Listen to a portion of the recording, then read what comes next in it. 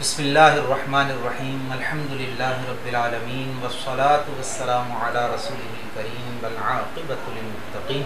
اما بعد۔ ناظرین اکرام، الحمدللہ یہ سلسلہ قبلہ پیر طریقت رہبر شریعت اسد اللہ شاہ صاحب جنیدی دامت برکاتہ القدسیہ کے زیر اہتمام جاری ساری ہے کہ مختلف صحابہ اکرام اور مختلف ائمہ اہل بیت اور بزرگان دین کے حوالے سے مختصر پیغامات جو ہے وہ عوام الناس تک پہنچانے کی کوشش کی جاتی ہے۔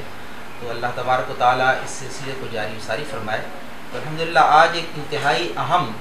اور تاریخ اسلام، تاریخ سیرت اور نبی کریم صلی اللہ تعالی علیہ وسلم کے صحابہ اکرام میں ایک بہت ہی معروف شخصیت، اس اعتبار سے بہت معروف ہے کہ ان کی خدمات اسلام کے لیے بہت زیادہ مثالی رہی ہیں، لیکن اس اعتبار سے بھی ہمارے لیے بہت زیادہ آج کا یہ پروگرام اہمیت کا حامل ہے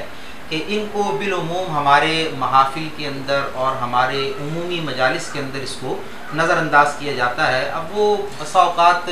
انسان قلت مطالعہ کی وجہ سے کرتا ہے اور بسا اوقات دیگر عوامل اور عناصر بھی اس پر جو ہے وہ اثر انداز ہوتے ہیں، لیکن ہم اپنے طور پر کیونکہ کما حقوق تو ان کی خدمات اور سیرت پر بات نہیں ہو سکتی، لیکن ان کے لیے جس قدر بھی ہو سکے ہم اپنی خدمات اور اپنے طرف سے ایک ہدیہ عقیدت اور محبت ان کی بارگاہ میں پیش کرنا چاہتے ہیں۔ تو اس عظیم ہستی جس کے بارے میں آج ہم گفتگو کریں گے اس کا نام ہے حضرت سیدنا سلمان فارسی رضی اللہ تعالیٰ عنہ، اور یہ اسلام کے اولین عاشقین میں سے ہیں، اولین محبت کرنے والوں میں سے ہیں، اور نبی کریم صلی اللہ تعالیٰ علیہ وسلم کے اولین غلاموں اور محبوبوں میں سے ایک ہے۔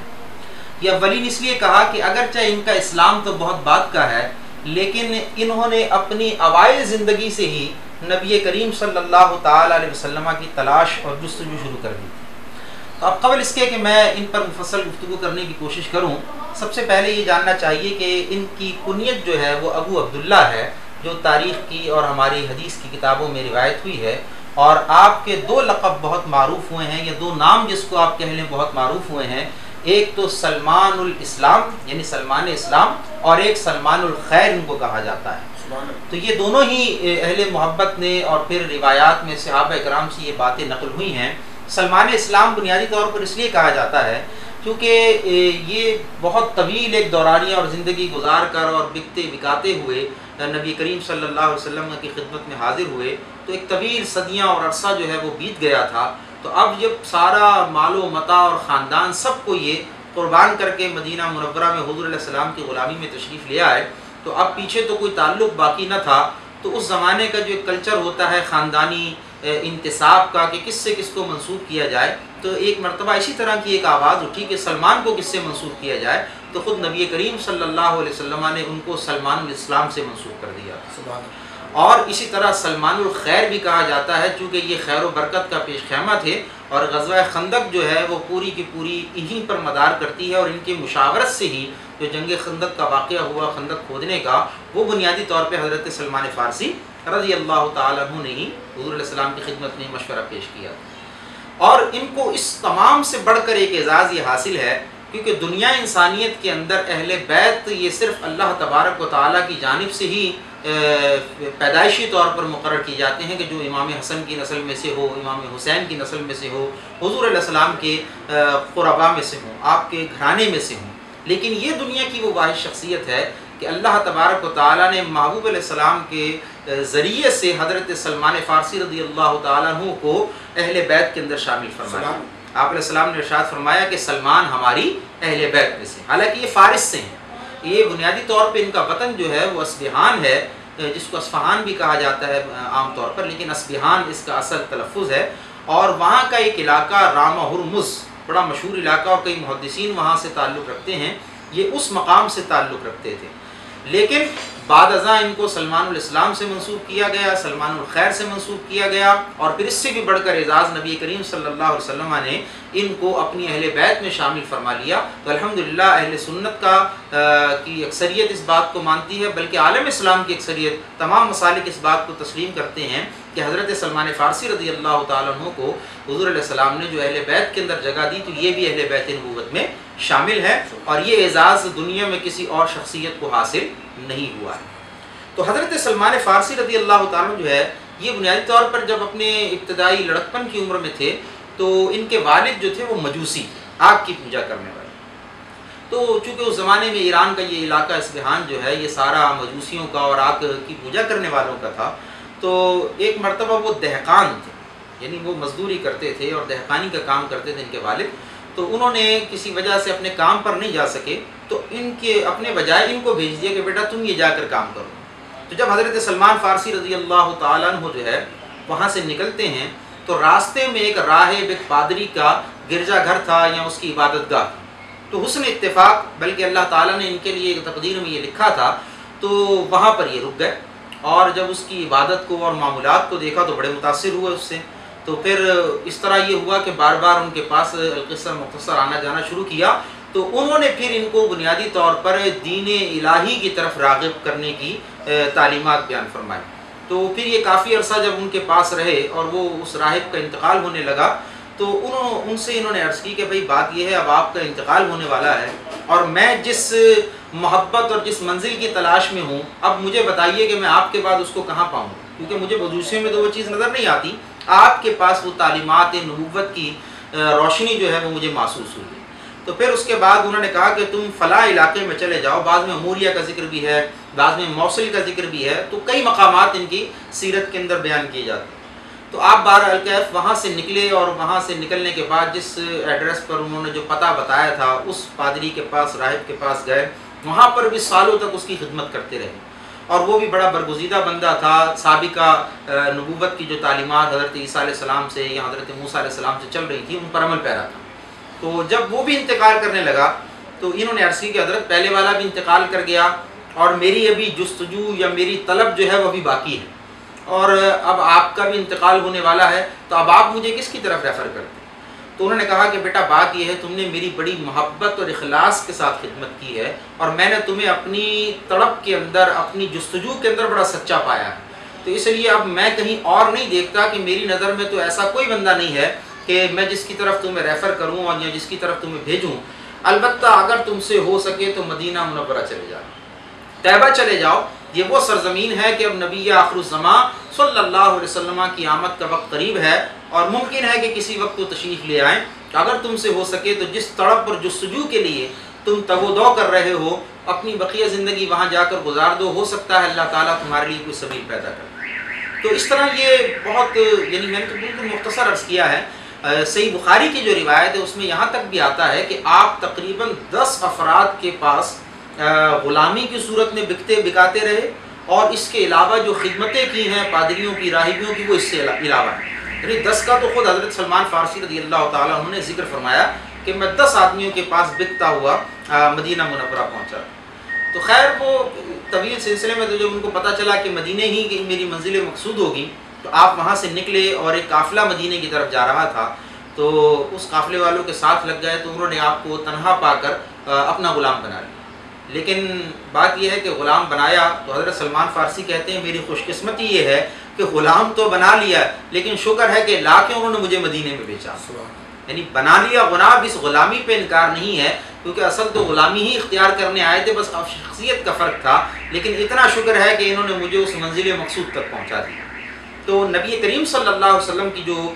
ولادت کا اور بعثت کا جو وقت زمانہ تھا اس زمانے کے قریب جو ہے حضرت سلمان فارسی رضی اللہ تعالیٰ عنہ مدینہ منورہ کے اندر ایک یہودی کے پاس جو ہے وہ غلامی کی صورت میں وہاں پر مزدوری کر رہے تھے. تو روایات میں آتا ہے کہ جب نبی علیہ السلام قباء کے مقام پر تشریف لائے جہاں آج مسجد قباء ہے، وہاں آپ جلوہ فرما ہوئے اور اطلاعات تو پہلے سے آ گئی تھی مکے سے کہ ایک نبی نے اعلان فرمایا ہے اور اس طرح. تو وہ انتظار کر رہے تھے، چونکہ غلامی میں تھے تو مکے جا نہیں سکتے تھے، تو لہٰذا انتظار کرتے رہے، آمد کا انتظار کرتے رہے. تو جب آپ علیہ السلام مدینہ منورہ تشریف لائے تو نبی کریم صلی اللہ علیہ وسلم کی خدمت میں یہ حاضر ہو گئے. تو جو آخری پادری تھا اس نے مرتے وقت جب آپ کو ریفر کیا تھا مدینے کی طرف تو انہوں نے کہا تھا کہ حضرت کچھ نشانیاں بھی بتا دیں کہ میں اس نبی کو پہچانوں گا کیسے. تو انہوں نے کچھ نشانیاں ان کو بتا دی. ان میں سے ایک بنیادی نشانی یہ تھی کہ وہ نبی ایسا ہوگا کہ اگر اس کو صدقہ دیا جائے گا تو وہ نہیں کھائے گا، یعنی خود تناول نہیں کریں گے، اور اگر ان کو تحفہ، گفٹ یا ہدیہ دیا جائے گا تو وہ قبول کر لے. اور تیسری نشانی یہ بتائی تھی کہ ان کی دونوں کاندھوں کے درمیان مہر نبوت کی نشانی ہوگی. تو اب سلمان فارسی رضی اللہ تعالیٰ کہتے ہیں جب مجھے پتہ چلا کہ یہ وہ وقت ہے کہ وہ آ گئے ہیں تو کہتے ہیں میں نے تھوڑی جو کھجوروں کے باغ میں وہ کام کرتے تھے تو وہاں سے کھجوریں توڑی میں نے جو میرے پاس میرے حصے میں جمع کی اور وہ نبی کریم صلی اللہ علیہ وسلم کے پاس لے کر حاضر ہوئے۔ ایک روایت میں ہے کہ کئی دنوں تک مزدوری کر کے اپنے حصے کے کچھ جو رقم ملتی تھی جو چیز تھی اس میں سے بچا بچا کر یا اپنے کھانے میں سے بچا بچا کر وہ کھجوریں جوڑی۔ بہرحال یہ بھی ایک بڑی بات ہے کیونکہ غلام تھے تو اپنا تو کوئی مال تھا نہیں ان کے پاس، تو جوڑ کے پھر نبی کریم صلی اللہ علیہ وسلم کی خدمت میں حاضر ہوئے۔ تو روایات میں آتا ہے کہ جب آپ نے پہلی نظر نبی کریم علیہ السلام کے چہرے پہ ڈالی تو کہتے ہیں میرے دل نے اسی وقت گواہی دے دی کہ یہی نبی آخر الزمان صلی اللہ علیہ وسلم۔ لیکن حضور کی بارگاہ میں حاضر ہوئے اور آپ علیہ السلام کی بارگاہ میں کھجوریں پیش کی اور عرض کی یا رسول اللہ یہ جو ہے صدقہ، تو آپ علیہ السلام نے قبول کر لیا لیکن اپنے صحابہ کو غربا کو دے دیا، فرمایا آپ لوگ کھا لیں، آپ نے خود تناول نہیں کیا۔ حضرت سلمان فارسی کہتے ہیں میں لوٹ گیا کہ ایک نشانی تو پوری ہو گئی، پھر کچھ دن تک مزدوری کرتا رہا، کچھ کھجوریں جوڑی جمع کی اور پھر دوبارہ نبی کریم صلی اللہ علیہ وسلم کی خدمت میں حاضر ہوا اور میں نے عرض کیا رسول اللہ آپ کی بار تحفہ لے کر آئے، تو حضور علیہ السلام نے خود بھی اس میں سے تناول فرمایا اور باقی صحابہ کو بھی دیا۔ پھر اس کے بعد کہتے ہیں کہ جب 2 نشانیاں مکمل ہو گئیں اب مجھے تیسری کا انتظار تھا، تو فرماتے ہیں کہ تیسری کے انتظار کے لیے ایک سفر میں ایک جنازہ ہو رہا تھا بقیع کی طرف، یعنی تدفین ہو رہی تھی اس زمانے میں، جنازہ تو تھوڑے عرصے کے بعد جو ہے وہ مقرر ہوا ہے۔ تو فرماتے ہیں کہ میں وہ تدفین کے اندر حضور علیہ السلام کے ساتھ شامل تھا اور میں آپ کے پیچھے پیچھے چل رہا تھا کہ کسی طرح، کیونکہ 2 چادریں حضور علیہ السلام پہنتے تھے، ایک تہبند کے طور پہ اور ایک اوپر قمیص کے طور پہ،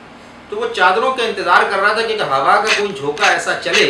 اور وہ چادر ہٹے اور مجھے مہر نبوت کی زیارت ہو جائے۔ اب روایت میں یہاں تک آتا ہے کہ جب حضرت سلمان فارسی بار بار آگے پیچھے ہوتے رہے تو حضور علیہ السلام نے ملاحظہ فرما لیا اور اللہ تعالیٰ نے آپ کو مطلع فرما دیا کہ سلمان کا ارادہ کیا ہے۔ تو روایت میں آتا ہے کہ آپ علیہ السلام نے اپنی چادر مبارک جسم اقدس کو اتاری اور اتار کر یوں سلمان کی طرف جو ہے وہ اچھال دی اور فرمایا سلمان اب وہ جو پادری نے تجھے تیسری نشانی بچائی ہے آ کر اس کو بھی دیکھ، یعنی اللہ تبارک و تعالیٰ نے آپ کو یہ علم عطا فرمایا تھا کہ وہ پادری خدا جانے کتنے سال پہلے آپ کو وہ پیشگوئی کہہ چکا تھا اور حضور نے فرمایا وہ آخری بچی ہے تو اس کو دیکھو۔ جب آپ نے دیکھا تو مہر نبوت کو بوسہ دیا اور نبی کریم صلی اللہ علیہ وسلم کے دست اقدس پر ایمان لے کر آئے۔ تو یہ ایک بڑا صبر آزما سفر تھا جو حضرت سلمان فارسی رضی اللہ تعالیٰ نے کیا، بلا شبہ اس کی مثال نہیں ملتی۔ یہ اتنا بکانا ہمارے نزدیک بہت آسان سی بات ہے، یعنی 10 آقاؤں کی خدمت کرنا، اس کے علاوہ راہبوں کی خدمت کرنا اس کے علاوہ ہے، تو یہ مشکلیں بہت تھیں آپ پر، لیکن وہ شاعر نے بڑا خوبصورت شعر کہا ہے، کبھی عرش پر کبھی فرش پر، کبھی در بدر کبھی ان کے در، غم عاشقی تیرا شکریہ میں کہاں کہاں سے گزر گیا۔ یعنی حضور علیہ السلام کی لگن اور تڑپ آپ علیہ السلام کے لیے ایسی تھی کہ تمام چیزیں ان کی نظر میں ہیچ ہوتی گئی، یہ ساری تکالیف کو جو ہے انہوں نے خندہ پیشانی کے ساتھ، عزم و ہمت کے ساتھ، استقلال کے ساتھ قبول کیا اور بالآخر اللہ تعالیٰ نے منزل مقصود جو ہے وہ عطا فرمائی۔ تو اس وجہ سے بہرحال حضرت سلمان فارسی رضی اللہ تعالیٰ عنہ اسلام لانے میں اگرچہ تاخیر سے ہیں لیکن اپنی عشق و محبت میں ان صحابہ سے بھی بہت پہلے ہیں اور ان اصحاب سے بھی بہت پہلے ہیں، کہ بلکہ ان کی تو پیدائش بھی صحابہ کرام کی نہ ہوئی تھی۔ حضرت سلمان فارسی کی ایک روایت میں عمر 350 سال، ایک میں 250 سال اور ایک میں 150 سال تک بیان کی گئی ہے، تو باقی صحابہ کرام تو 70 80 60 اور 65 کی عمر مبارک میں اس دنیا سے چلے گئے۔ لیکن اس تمام واقعے سے ہمیں جو بات ملتی ہے وہ یہ ہے کہ میری طلب بھی تو تیرے کرم کا صدقہ ہے، قدم یہ اٹھتے نہیں ہیں اٹھائے جاتے ہیں، کہ اللہ تعالیٰ توفیقات عطا فرماتا ہے۔ اور حضرت سلمان فارسی رضی اللہ تعالیٰ عنہ اس کا ایک عملی نمونہ امت مسلمہ کے سامنے موجود ہیں۔ آپ کے اسم گرامی سلمان بڑا مشہور معروف بھی ہے، بہ بھی آپ کو کہتے ہیں، بہبود بھی آپ کو کہتے ہیں، سلمان اسلام بھی آپ کو کہتے ہیں، سلمان خیر بھی آپ کو کہتے ہیں، اہل بیت نبوت کا ایک فرد بھی آپ ہی کا نام ہے۔ حضرت سلمان فارسی رضی اللہ تعالیٰ عنہ کا یہ بھی بڑا منصب عظیم ہے کہ اگرچہ یہ بہت بعد میں اسلام لائے، غزوہ خندق کے قریب آپ نے پہلی مرتبہ جو خندق میں شرکت کی، بعض روایات میں بدر میں آپ کا شرکت کرنا بھی ملتا ہے لیکن عام طور پہ اس کا ذکر نہیں ہے، لیکن جب بھی لائے یہ ان کی سعادت اور خوشبختی ہے۔ پھر اس چند سالوں کے اندر اللہ تعالیٰ نے یہ اعزاز بخشا آپ کو کہ حضرت ابو دردہ انصاری، حضرت ابو دردہ رضی اللہ تعالیٰ بڑے جلیل القدر فقیہ اور بڑے عابد و زاہد قسم کے صحابی ہیں۔ یہ ابو دردہ رضی اللہ تعالیٰ نے ایک مرتبہ جب حضور علیہ السلام سے کسی معاملے میں عرض کی، آپ علیہ السلام نے ارشاد فرمایا کہ ابو دردہ سلمان تجھ سے زیادہ فقیہ، سلمان تجھ سے زیادہ فقیہ، حالانکہ یہ ابو دردہ بہت چوٹی کے صحابہ کرام میں، لیکن یہ اللہ کا فضل ہے، اللہ تعالیٰ جس کو جو مقام عطا فرماتا ہے۔ تو حضرت سلمان فارسی رضی اللہ تعالیٰ عنہ کو یہ مقام اللہ تعالیٰ نے عطا فرمایا، ثابت قدم رہے حضور علیہ السلام کے ساتھ، بعد میں خندق کے بعد سے تمام غزوات میں اور جہاد میں آپ نے شرکت کی، اور اس کے بعد پھر خلافت راشدہ میں بھی آپ کافی عہدوں پر فائز رہے۔ بالآخر جو ہے مدائن کے علاقے میں ان کو جو ہے وہ گورنری دی گئی اور وہاں پر حکمران اور حاکم بنا کر بھیجا گیا، اور یہ مدائن کا علاقہ وہ علاقہ تھا کہ یہاں پر چور بڑے کثرت سے پائے جاتے، اتنے یعنی لوٹ مار بہت زیادہ ہوتی تھی، چور آتے تھے چوریاں کر جاتے تھے۔ تو ضعیف روایت ہے بہرحال، لیکن یہ بات ملتی ہے ہمیں کہ حضرت سلمان فارسی رضی اللہ عنہ جب وہاں تشریف لے گئے تو لوگ بڑے پرانے سے کپڑے تھے اور لوگ پہچانے نہیں کہ بھائی یہ حاکم یہ تو ہو نہیں سکتا، لیکن جب پتہ چلا تو بہرحال رات کو آپ رکے۔ آپ نے روایت میں آتا ہے کہ یہ ان کی کرامت بھی حضرت سلمان فارسی رضی اللہ عنہ کہ آپ نے وہاں کے ایک کتے کو بلایا، وہ کتا آیا اور آپ نے، چونکہ یہ اللہ کے نبی علیہ السلام کے صحابہ میں ہیں، محبوبوں میں ہیں اور بڑی اعلیٰ منصب جو ہے ان کو اللہ نے عطا فرمایا، تو قدرت کی ایک نظام ہے، آپ نے اس کتے کو حکم دیا کہ بھئی کتے سارے کے سارے اپنے جولی جتنے بھی ہیں تمہارے جانور پارٹی ان تمام کو اکٹھا کر لو، اور آج کی رات جو چور تمہارے اس علاقے میں گھسے نا اس کو پکڑ کے رکھنا، صبح میرے پاس لے کے آنا۔ یہ آپ نے کہہ دیا اور چلے گئے۔ لوگ تو اتنا آپ کی طرف توجہ ہی نہیں کر رہے تھے، کیونکہ حاکم کا کانسیپٹ یہ تھا بھئی کوئی سواری پہ آئے گا، تم طراق میں آئے گا، آپ فقیرانہ لباس میں وہاں تشریف لے گئے۔ تو اب کیا ہوا کہ رات جو ہوئی تو کتے اپنی اپنی ڈیوٹیوں پہ نکل گئے، اور صبح جو ہوئی تو کسی چوک کے اندر کتے نے ایک کو پکڑا ہوا ہے، کسی چوک میں کتے نے دوسرے کو پکڑا ہوا ہے، کسی چوک میں کتے نے تیسرے کو پکڑا ہوا ہے، تو اس طرح بہتات ہو گئی بہت ساری۔ تو اب جب صبح سلمان فارسی رضی اللہ عنہ اٹھے تو ظاہری بات ہے کتوں نے ان کو پکڑا ہوا تھا، سب کو ایک ایک کر کے جمع کیا اور جو سزائیں اور جو چیزیں تھیں ان پہ نافذ کی۔ تو ایک ہی رات کے اندر وہ علاقہ جو کسی سے نہیں سنبھل رہا تھا، حضرت سلمان فارسی رضی اللہ تعالیٰ نے ایک ہی رات میں اس کو ٹھیک کر دیا، یعنی ایک ہی رات کے اندر اس کے علاقے کے معاملات کی اصلاح ہو گئی۔ تب لوگوں کو پتہ چلا کہ یہ واقعی کوئی عظیم الشان شخصیت ہیں۔ حضرت سلمان فارسی رضی اللہ تعالیٰ عنہ کے یہ حضرت علی رضی اللہ تعالیٰ عنہ کے ہمراہ رہے، آپ کے رفقا میں رہے، آپ کے خاص ترین دوستوں میں اور محبوبوں میں اور قریبوں میں حضرت علی رضی اللہ تعالیٰ عنہ کے ان کا نام جو ہے وہ شامل ہوتا ہے۔ ان کی عمر کا جیسا کہ میں نے آپ کو ذکر کیا کہ مختلف قول ملتے ہیں، کہ یہاں تک بھی ملتا ہے کہ انہوں نے حضرت عیسیٰ علیہ السلام کی بھی زیارت کی، یعنی 650 سال تک کا بھی قول ملتا ہے، لیکن بہرحال اس کو محدثین نے نہیں مانا، ذکر کیا ہے 350 250 پر تو محدثین کا اتفاق اکثر کا، اللہ ماشاء اللہ علامہ ذہبی رحمۃ اللہ علیہ انہوں نے فرمایا کہ نہیں میری نظر یہ 100 اور 80 کے قریب ہے، لیکن 250 تک محدثین مانتے ہیں۔ طویل العمر صحابی ہیں اور بے شمار ان کی خدمات ہیں۔ ان کی تعلیمات کے حوالے سے جو اہم ترین بات ہمیں یہ ہے کہ ساری زندگی جس طرح یہ فارس سے نکلے، غلامی کے اندر بسر کی، اسلام کے دور میں تشریف لائے اور پھر اللہ نے ان کو عروج عطا فرمایا، حتیٰ کہ یہ فارس میں بکنے والا غلام جو کل تک لوگوں کے گھروں پہ غلامیاں کرتا رہا، آج اللہ نے اس کو مدائن کی حکمرانی عطا فرما دی، لیکن مزاج ان کا پھر بھی وہی تھا کہ اپنے اندر عاجزی، تواضع اور انکساری جو ہے وہ آپ نے پیدا فرمائی رکھی۔ تو بنیادی طور پہ اس سے ہمیں یہ سبق حاصل ہوتا ہے کہ ہمیں بھی چاہیے کہ اللہ تعالیٰ جس حال میں رکھے اس میں خوش رہنا چاہیے۔ اگر اللہ تعالیٰ نے کوئی آزمائش ہمارے اوپر مقرر کی ہے، جیسے سلمان فارسی رضی اللہ تعالیٰ پر ہوئی ہیں، تو انہوں نے ان آزمائشوں کو بھی بڑی خندہ پیشانی سے قبول کیا،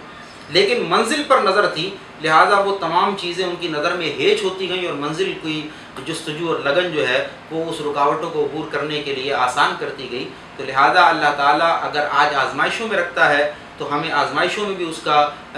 صبر کرتے ہوئے اس کے لیے اپنی رضامندی ظاہر کرنی چاہیے، اور اگر اللہ کوئی نعمت سے نواز دے، حکمرانی، کوئی منصب، کوئی ذی وجاہت طور پر آپ کو قبول دے دے، تو اس کے اندر بھی اپنی اوقات سے باہر نہیں نکلنا چاہیے بلکہ دائرہ شریعت کے اندر رہنا چاہیے۔ تو لہٰذا حضرت سلمان فارسی رضی اللہ تعالیٰ کا یہ بہت مختصر سا ذکر ہے، بے شمار کتابیں آپ کی سیرت اور سوانح پر موجود ہے۔ اللہ تعالیٰ سے دعا کرتے ہیں کہ اللہ تعالیٰ انہی کلمات کو اپنی بارگاہ میں قبول فرمائے، اور ان کی سیرت کے حوالے سے اہل ذوق جو مزید مطالعہ کرنا چاہیں بلکہ کرنا چاہیے، تو ان کو چاہیے کہ بے شمار کتابیں عام طور پر انٹرنیٹ PDF پہ موجود ہیں، اس کا مطالعہ کریں، اور ان کی اس پرمشقت زندگی کے حوالے سے ہمیں اپنی زندگی کو کمپیریزن دینے کی بہت آسانی ہوگی۔ اللہ تعالیٰ ان کلمات کو قبول فرمائے۔ وما توفیق الا باللہ۔